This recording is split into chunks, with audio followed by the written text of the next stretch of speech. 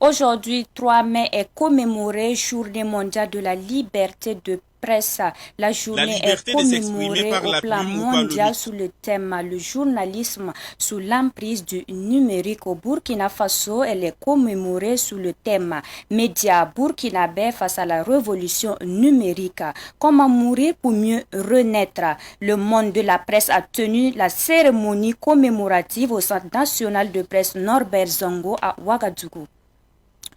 Dans ce savant soir également, vous entendrez le ministre en charge de la justice, Barthélémy Kéré, apporter des éclairages sur l'extradition de François Compaoré. Il rassure que le Burkina Faso a transmis ses réponses par voie diplomatique à la Cour européenne des droits de l'homme. Les détails à suivre dans ce journal. Le sport est aussi au menu de cette édition. Nous parlons de la Ligue 2 de football burkinabé. C'est la relégation pour le San Matenga FC de Kaya. Le week-end écoulé, le club du Centre-Nord qui avait besoin d'une victoire pour se maintenir n'a pas pu prendre le dessus sur l'étoile africaine de Zignaré. Ruben Wilson Kodio nous en dit plus dans un instant. C'était donc les principaux titres de cette édition. Bonsoir à tous et merci de choisir Savant TV pour vous informer. Pour commencer, aujourd'hui 3 mai est célébrée Journée mondiale de la liberté de la presse. Le Burkina Faso a régressé en matière de liberté de la presse. Il passe de la 37e à la 41e place sur 180 pays selon le Reporters sans frontières. Issa Oumarati. La liberté de s'exprimer par la plume ou par le micro.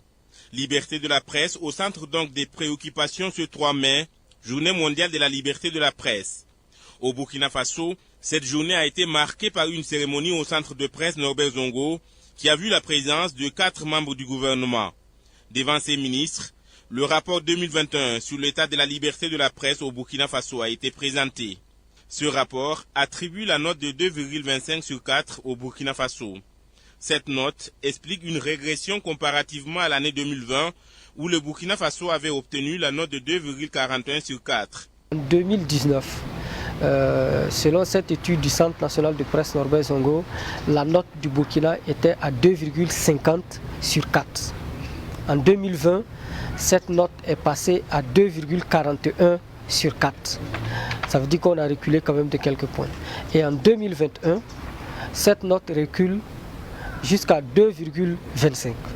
Donc quand on regarde un peu ces chiffres au niveau national, on se rend compte très rapidement qu'il y a un recul, même si globalement nous sommes toujours dans la moyenne. À côté de ce rapport réalisé par le Centre national de recherche scientifique et technologique, il y a le classement mondial de la liberté de la presse publié par Reporters sans frontières. Dans ce classement, le pays des hommes intègres perd les pédales et chute à la 41e place par rapport à l'année dernière, où il occupait la 37e place sur le plan mondial. Cette régression peut s'expliquer par l'assassinat des 2 journalistes espagnols l'année dernière à Pama, la coupure d'Internet et le difficile accès à l'information publique par les médias, selon le président du comité de pilotage du Centre national de presse, Norbert Zongo. L'année dernière, le Burkina Faso était classé 37e sur 180 pays, ce qui est bon. Il était classé également comme premier en Afrique francophone et 5e en Afrique en général. Mais cette année, le Burkina a perdu 4 places. Il passe donc de la 37e position à la 41e position. Ça veut dire que ces chiffres de Reporters sans frontières viennent corroborer le chiffre à l'intérieur qui est de 2,25. Donc globalement, on peut dire que nous avons reculé en matière de liberté d'expression, mais globalement, nous restons dans la moyenne. Ce qui explique cette situation, il y a plusieurs facteurs. Il y a d'abord le fait que depuis quelques années quand même, vous avez vu que au niveau national, on a adopté un nouveau code pénal qui fait en sorte de pénaliser les journalistes qui vont sur les théâtres d'opération pour faire des reportages sur les questions sécuritaires. Donc nous sommes limités sur ça. Deuxièmement, il y a le fait que des journalistes étrangers l'année dernière ont été assassinés sur le territoire burkinabé. Ce classement de Reporters sans frontières ne doit pas constituer un obstacle pour les médias burkinabés à faire leur travail qui est professionnel, surtout en cette période de transition rassure Valérie Kaboré, ministre en charge de la communication. Si on parle de recul aujourd'hui, c'est parce qu'il y a des journalistes étrangers qui ont été assassinés dans notre pays. Ça, ce n'est pas vraiment quelque chose en temps normal qui doit nous être reproché. Mais comme il y a des critères d'évaluation, on tient compte de ce qui a été dit. Mais en tout cas, mon adresse à l'endroit de la presse nationale, c'est de leur dire de continuer ce combat qu'ils ont commencé depuis des années et qui a pu les amener à ce niveau. Le gouvernement est disponible. Ce que nous demandons, c'est un traitement responsable de la communication et de l'information pour en fait rassurer davantage ce peuple qui a été tant éprouvé. Pour cette 29e édition de la Journée mondiale de la liberté de la presse, un vibrant hommage a été rendu au juge Kassoum Kambou pour son combat aux côtés des médias. Le Burkina Faso a retenu le thème « Les médias burkinabés face à la révolution numérique, comment mourir pour mieux renaître ?» À l'occasion de la Journée mondiale de la liberté de la presse, le président du Faso, Paul-Henri Damiba, a rendu un vibrant hommage aux hommes et femmes de médias qui, malgré la situation difficile, s'investissent pour informer et sensibiliser les populations. À cette occasion également, le président du Faso a invité à la résilience et a réaffirmé son engagement à garantir l'expression d'une presse libre et indépendante au service de notre pays. Autre actualité pour poursuivre, et je vous l'annonçais en titre, nouvelle polémique dans le dossier François Compaoré. Le garde des Sceaux Barthélémy Kéré rassure que le Burkina Faso a transmis ses réponses par voie diplomatique à la Cour européenne des droits de l'homme concernant l'extradition de François Compaoré. Cette question a été réglée depuis plus de 2 semaines, rassure-t-il. Barthélémy Kéré, ministre en charge de la justice, est au micro d'Issa Oumar Ati. J'ai été très surpris par cette polémique qui est née hier et qui très rapidement a commencé effectivement à embraser la presse sur le fait que le Burkina Faso n'aurait pas accompli, n'aurait pas répondu à un certain nombre donc, de questions qui lui auraient été posées dans le cadre du processus qui est en cours au niveau de la Cour européenne des droits de l'homme. Alors, je m'inscris totalement en faux contre ces allégations, dans la mesure où, effectivement, comme je l'ai dit, à bonne date, dès lors que nous avons reçu effectivement cette demande de question, qui a demandé effectivement la confirmation des conditions de détention au niveau du Burkina Faso, nous avons fait la réponse adéquate, et cette réponse a été adressée par la voie diplomatique, comme il se doit, dans le cadre de cette affaire. Donc depuis pratiquement plus de 2 semaines, 3 semaines même, 22 avril je crois, cette question a été réglée à mon niveau, en tout cas au niveau du ministère de la Justice. Je ne sais pas d'où vient l'information que le Burkina Faso n'a pas répondu et que le délai expirait aujourd'hui et que je devais m'attendre éventuellement à un groupe de journalistes pour me demander aujourd'hui si ça a été fait. Alors, pour ceux qui se posent encore la question, c'est réglé. Depuis un certain temps, on nous a posé des questions. Nous avons répondu à toutes ces questions. Et effectivement, la procédure va se poursuivre entre l'État français et la Commission européenne des droits de l'homme et des peuples. Et pour poursuivre, nous parlons de la saison pluvieuse qui est déjà là. Et c'est la peur dans certaines concessions au quartier Bonheurville dans l'arrondissement 7 de Ouagadougou. Si rien n'est fait, le risque d'inondation est réel cette année encore. Le souvenir douloureux d'août 2021 fait craindre les habitants qui appellent à l'aide. Fatih Sankara nous en dit plus. Les dégâts causés par les pluies diluviennes l'an dernier risquent de se répéter dans le quartier Bonheurville, dans l'arrondissement 7 de Ouagadougou. Les interpellations des populations n'ont jusque-là pas apporté de solution à leurs problèmes d'évacuation des eaux. Les promesses de l'ancien maire Alma Bewende, qui a même effectué une visite sur le site inondé, sont restées vaines. Aucun changement après son passage. Le calvaire des populations s'amplifie déjà avec les premières pluies. En témoigne cette eau du bas-fond qui a toujours du mal à se frayer un passage. On comprend pourquoi, à la veille de l'hivernage, Thérèse Ilboudo a déjà du mal à dormir tranquillement. Que ce soit la nuit ou le jour ou la nuit, c'est vraiment la peur. Il y a eu une nuit, la pluie est tombée. Ce sont les sapeurs qui sont venus prendre par exemple cette maison que vous voyez, les enfants, la femme, tout était dans l'eau. fallait qu'on intervienne les sapeurs-pompiers pour qu'ils viennent faire sortir les enfants. Donc c'est compliqué, c'est la peur. Tu dors la nuit, une pluie tombe, tu n'arrives même plus à sortir dehors. Donc c'est vraiment compliqué. Tout dernièrement même, il y a des femmes même que l'eau a transportées avec des vélos. Donc ça fait vraiment, c'est triste. C'est triste. Une fois de plus, les habitants du secteur 31 interpellent les autorités. Si une canalisation des zones n'est pas trouvée, la saison des pluies risque d'être un cauchemar. Bonneuville ne reflète pas son nom. Si vraiment ils peuvent venir nous aider avec cette voie-là. On a parlé à plusieurs reprises. Je peux prendre l'exemple, c'est ma deuxième fois qu'on sort pour parler de cette voie-là. Mais jusqu'à présent, c'est toujours la même chose. Il n'y a même pas de changement. Vraiment, on demande à l'État burkinabé, s'ils sont à l'écoute, de venir à notre secours. Et on continue vraiment à les solliciter s'ils peuvent réellement venir nous aider. On les demande vraiment de venir nous aider avec cette voie. C'est quelque chose vraiment qui nous fait peur. Et on n'arrive même plus à pleurer. Ça, ce n'est pas bonheur vie. Si on dit malheur vie, c'est trop, mais vraiment, nous-mêmes, on se cherche. En attendant une solution des autorités, les habitants sont obligés de relever le niveau de leur concession avec des cailloux et du sable. Certains ont dû changer la position de leur portail. Mais à quel coût? Nous, on porte chapeau d'abord à nos maris, parce que ce sont nos maris qui font de leur mieux pour nous aider avec, vous voyez, non? On dirait une étage, je suis sur une étage, mais c'est de la terre. Et aussi, de gauche à droite, ils sèchent la terre pour venir mettre, pour pouvoir nous aider, pour qu'on puisse, même s'il pleut, pour qu'on puisse pouvoir sortir. Sinon, vraiment, si vous regardez, vous voyez que je suis en haut, on dirait une montagne. Regardez en bas, c'est le bas-fond. Donc, c'est compliqué. C'est coûteux. À Ouagadougou ici, qu'est-ce qui n'est pas coûteux? Tout est coûteux. Quel que soit, tu vas payer. Même si c'est l'herbe même là, c'est coûteux, tout est coûteux à Ouagadougou. Des fois même, tu peux payer avec ton argent. Le chauffeur arrive, il regarde la voie, il dit que ce n'est pas possible. Lui, il ne peut pas traverser pour venir ici parce qu'il va s'embourber, parce qu'il n'y a pas de voie.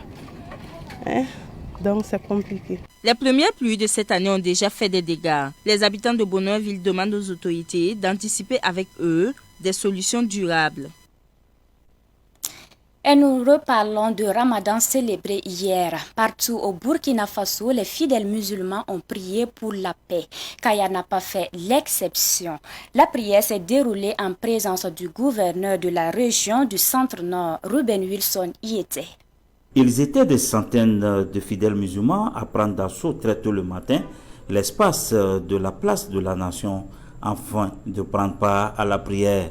Une prière conduite par le grand imam de Kaya, Abdul Samad Ouedraogo. La paix, la sécurité et la cohésion sociale étaient au menu de cette prière. On prie Dieu que la paix et la sécurité reviennent au Burkina, voilà, pour que les choses puissent bien marcher. Et surtout au centre-nord ici, vraiment ça ne va toujours pas, Voilà, il faut que le gouvernement fasse quelque chose. Parce qu'avec l'insécurité, ça ralentit toutes nos affaires, rien n'est plus voir dans le pays. S'il n'y a pas la paix et la sécurité, on ne peut pas travailler, on ne peut pas se déplacer pour faire nos affaires, ni pour s'occuper de nos parents. Dieu merci, nous sommes à la fin des 30 jours de carême. Vraiment, on remercie Dieu de nous accorder cette chance-là. C'est vraiment une énorme joie pour nous, une grande joie pour nous, pour ce grand jour-là. Vraiment, on remercie tous les musulmans de la ville de Kaya. On remercie tout le monde. Que Dieu vraiment accorde la paix, la santé et vraiment le bonheur à toute la province, à toute la région du Centre-Nord. Les autorités de la région ont effectué le déplacement pour accompagner leurs frères musulmans. Un message de paix, de sécurité et surtout que chacun, avec cette épreuve de presque 30 jours dans un mois très chaud, que la foi de chacun ait été bonifiée et qu'une introspection sérieuse et profonde puisse amener chacun vers une amélioration spirituelle. Le Burkina Faso en a besoin. Et vous savez que le centre-nord est une des régions qui est la plus touchée. Donc nous souhaitons que cette fête qui doit nous remplir le cœur de joie puisse aussi être un tremplin pour que nous puissions avoir une pensée positive envers ceux qui sont dans la souffrance. Et que grâce aux efforts des uns et des autres, et grâce à la bénédiction divine, que ce que nous souffrons aujourd'hui puisse connaître une fin dans les plus brefs délais. Avant de clôturer cette prière, le grand imam de Kaya a demandé aux fidèles musulmans d'avoir une pensée pour les déplacés internes qui ont tout abandonné pour se retrouver dans des situations difficiles. La communauté musulmane de Côte d'Ivoire, qui a commencé le jeûne un jour avant celle du Burkina Faso, a également célébré la fête de Ramadan hier. La communauté musulmane ivoirienne a donc complété le mois de jeûne à 30 jours. Le consul général du Burkina Faso à Abidjan, Benjamin Nana, a prié aux côtés de ses frères. Les précisions de notre correspondant Boukari Zongo. La communauté musulmane de Côte d'Ivoire a célébré la fête d'El El-Fitr ce lundi 2 mai 2022 après 30 jours de jeûne. Cheikh Mokhtar Traoré, imam de la mosquée El Hadj Moumouni Traoré d'Adjamé Paye, a indiqué dans son sermon qu'après le jeûne, le musulman doit toujours garder le bon comportement. Aujourd'hui, nos sermons déroulaient sur la convivialité liée à la fête, voilà, pour montrer aux fidèles que la fête c'est un partage, la fête c'est la joie, mais pas la désobéissance d'Allah subhanahu wa ta'ala. Le consul général de Burkina Faso à Abidjan a marqué sa présence aux côtés des fidèles musulmans chez Cheikh Mokhtar Traoré. Il a recommandé la prière pour la paix au Burkina Faso et l'esprit de fraternité à ses compatriotes. Vous savez que notre pays est éprouvé par des difficultés sécuritaires. Avec les prières, je crois que nous parviendrons à bout de l'île terroriste. Et étant ici en Côte d'Ivoire, nous souhaitons également que les frères et sœurs burkinabés puissent demeurer en bonne fraternité et amitié avec non seulement les frères et sœurs ivoiriens, mais également avec les autres communautés. Aujourd'hui, nous avons vu, il y avait des burkinabés, des Ivoiriens, mais des non-burkinabés qui étaient à la prière. Et c'est ce que nous souhaitons. Quant à l'imam Siaka Diallo de la grande mosquée de Samo, il a parlé de la fraternité et a prié pour la paix dans la sous-région. La première des choses d'abord, c'est de leur rappeler qu'Allah subhanahu wa ta'ala nous dit dans le Saint-Coran que innamal mu'minuna ikhwa. Les croyants sont des frères. La paix dans une maison et les autres maisons se brûlent, ce n'est pas une paix. C'est éphémère. Nous souhaitons, nous prions Allah tous les jours, nuit et jour, pour que la paix règne dans tous nos pays.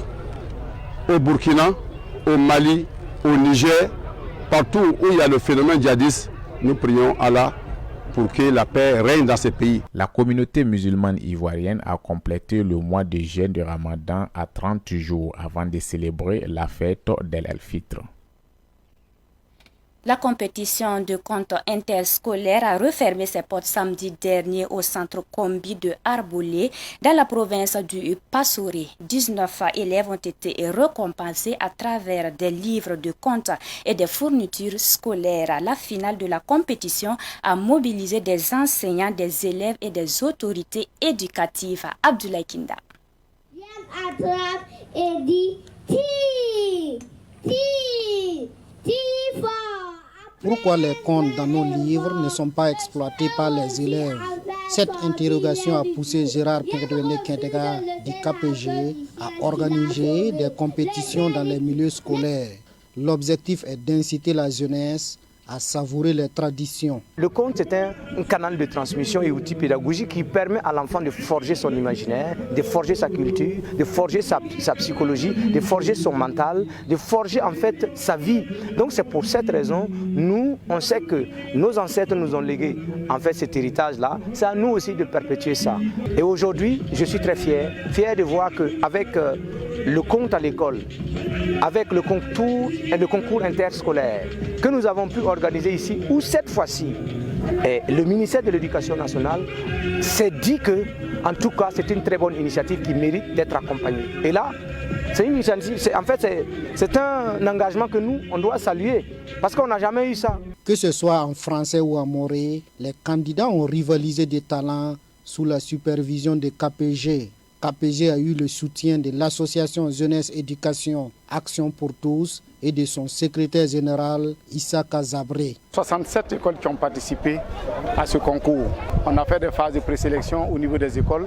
Le premier prix français, c'est un élève de la maternelle qui a eu ce prix-là. Donc c'est pour dire que si un élève de la maternelle, 5 ans, arrive à avoir le premier prix français, si le travail qui est fait au niveau de la maternelle, si on continue avec le même travail, au niveau du primaire, on va encore avoir des talents, au niveau du secondaire, on va avoir des talents, et c'est le Burkina Faso qui gagne. Les chefs traditionnels ont marqué de leur présence cette finale. À travers ces activités, ça sensibilise et ça donne vraiment le courage. Nous et les chefs coutumiers se sont engagés pour accompagner l'association. Et moi, mon cri de cœur, c'est de demander à M. le ministre, M. Bilgo, par-parole du gouvernement, de vraiment prendre en compte que vraiment KPG, il se bat pour la culture, il se bat pour l'éveil des consciences et nous sommes prêts pour l'accompagner. Je souhaite que ça soit vraiment, cette activité soit, Argolé soit une commune pilote des comptes à l'école primaire. 67 établissements scolaires ont pris part à la compétition de comptes interscolaires et ce sont 19 meilleurs élèves compteurs qui ont été récompensés.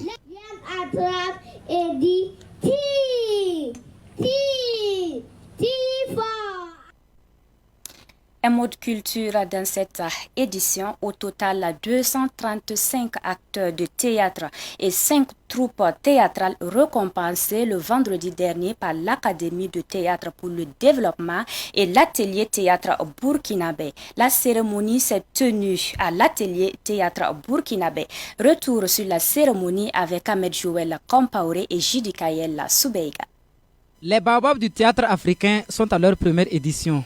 C'est une initiative de l'Académie du théâtre pour le développement en collaboration avec l'atelier théâtre burkinabé ATB. Une initiative de distinction et de renforcement de la cohésion sociale. Selon le directeur de l'atelier théâtre Burkina, Prosper Compaoré, cette cérémonie de distinction permet de mettre en lumière les différents acteurs de théâtre. L'organisation de cette première édition des baobabs du théâtre africain est destinée, comme vous l'avez si bien dit, à honorer les artistes de théâtre, que ce soit les administrateurs, les acteurs, les humoristes, les conteurs, les marionnettistes, que ce soit les techniciens de théâtre.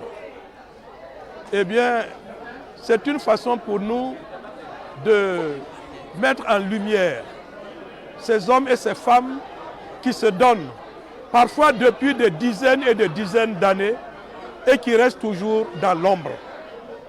Grâce à cet événement, nous pensons leur donner un peu de visibilité. Les initiateurs ont décerné 3 distinctions différentes. Les baobabs de bronze, les baobabs d'argent et les baobabs d'or.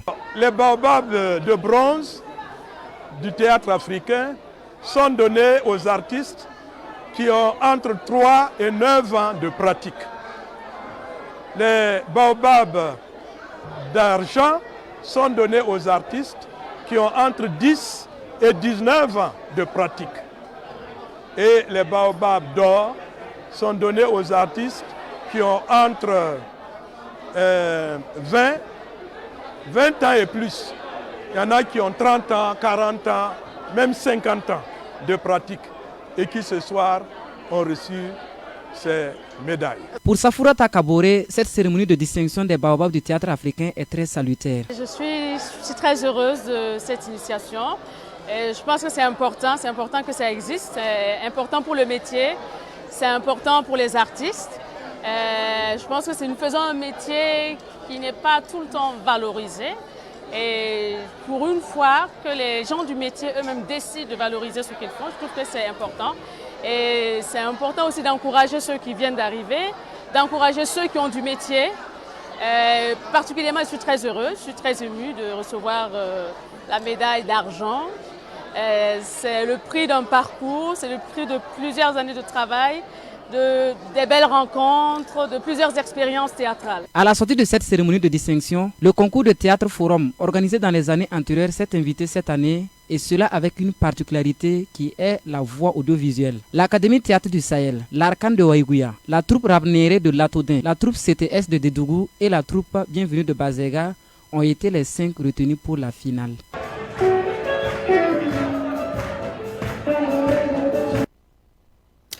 Et nous parlons sport à présent et plus précisément la Ligue 2 de football burkinabé. Dimanche dernier, le club du Centre-Nord qui avait besoin d'une victoire pour se maintenir n'a pas pu prendre le dessus sur l'étoile africaine de Zignari. C'est donc la descente en 3e division la saison prochaine. Les précisions de Ruben Wilson Kodio. Ce drapeau ne frottera plus en Ligue 2 la saison prochaine. Classé 5e à la fin de la phase aller, le Sanematega FC de Kaya, à la reprise, n'a plus trouvé les moyens nécessaires pour négocier comme il se doit cette deuxième phase. Conséquence, 0 victoire enregistrée lors de la phase retour. Même la dernière et ultime journée de la saison à domicile face à l'étoile africaine de Zignaré, considérée comme une finale, est la photocopie des autres journées. Score final 2 buts partout. Le club du Centre-Nord termine donc la compétition à la dernière place au classement avec 16 points. Vu l'ensemble du jeu, à 2-2, je rate un penalty. C'est ça aussi le football. Mais c'est ça. On a manqué un peu de baraka, on a manqué de chance. Bon, ils ont eu la chance, ils ont marqué. Maintenant, le bilan de la saison. En phase aller, on a pu redresser l'équipe à quelques journées de la fin. Mais je vous avoue que la reprise là, on n'a même pas gagné un seul match. Mais c'est vraiment, on est tombé les armes à la main, les joueurs ils ont joué, ils se sont donnés. Au niveau de la Ligue du Centre-Nord de football, cette descente en division inférieure est une situation difficile pour toute la région. Vraiment, c'est un jour très triste pour nous, pour Sanematega Football, et pour la Ligue et en général pour tous les fans du football dans le Centre-Nord et au Sanematega. C'est vrai, les dieux du foot vraiment n'étaient pas de notre côté, sinon les joueurs se sont bien battus. Il n'y a pas lieu de se décourager. Notre région, en particulier le Centre-Nord, vraiment l'insécurité a beaucoup perturbé dans tous les domaines. L'étoile africaine de Zignaré, classée tout juste devant le Sanematega FC de Kaya avec 3 points de plus, a réussi à sauver la saison grâce à Seydou Zebo Dikrol, appelé communément le sapeur-pompier. Nous sommes arrivés juste 2 mois à la tête de cette équipe de l'étoile africaine de Zignaré. Objectif sauvetage. Et je pense qu'on a sauvé l'équipe. À un mois, c'était très difficile. Vous savez que ce match-là, c'était un match de finale. Et cette finale, on a essayé de la gagner en points. Donc ça veut dire que 2 buts partout, nous sommes qualifiés pour la 2e division. Brahima Sana, le président de la Ligue de football du plateau central, félicite tout de même tous les acteurs qui ont œuvré pour assurer ce maintien. Bravo aux garçons qui ont cru jusqu'à la fin. Bravo à l'encadrement. Bravo à toute la Ligue, à toute la région. Cette année, la 2e division était particulièrement élevée en termes de niveau. Nous étions 3 équipes de l'intérieur du pays, savoir Tema Bokin, Sanematega et puis EAZ. Sanematega qui tombe. Ça nous fait un pincement au corps parce que pour le développement du football, on souhaite que le football s'étende au-delà de Ouaga et de Bobo. Notons que ce match Sanematega FC de Kaya, étoile africaine de Zignaré, a été joué à huis clos. Et c'est la fin de ce Savant Soir que j'ai pris du plaisir à vous présenter. Merci pour votre attention et pour votre constante fidélité. L'actualité continue sur Savant TV. Bonsoir.